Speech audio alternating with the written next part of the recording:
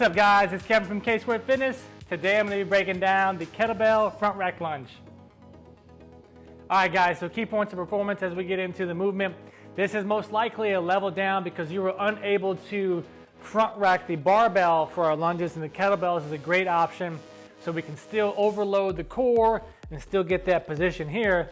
But I see the kettlebell done wrong all the time, and let's address that. So first off, anytime we're doing a lunge, every time you take a step, we're looking for this knee to be in line, never tracking in, and we're always trying to get our upper back to be upright.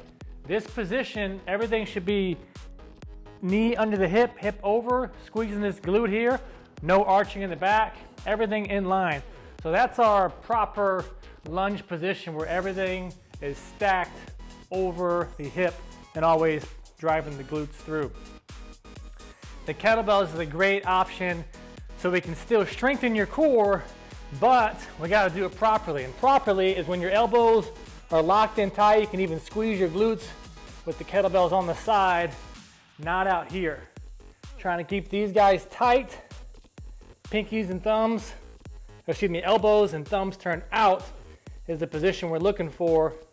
And then as it gets heavy, you're going to look to compensate somewhere. What's most likely going to happen is you're going to start to do this and arching in the back. We're trying to strengthen your core. That's what the front loaded position does.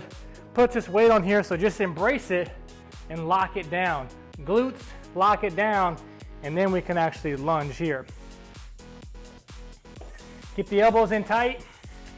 Think about the glutes and core. Keeping the upper back tall. And if you want a good isometric hold to go as well, one thing that I do is when I push my hips through, squeeze my pecs. Push the hips through, squeeze the pecs. That's how I do the kettlebell front rack lunge. Get after it.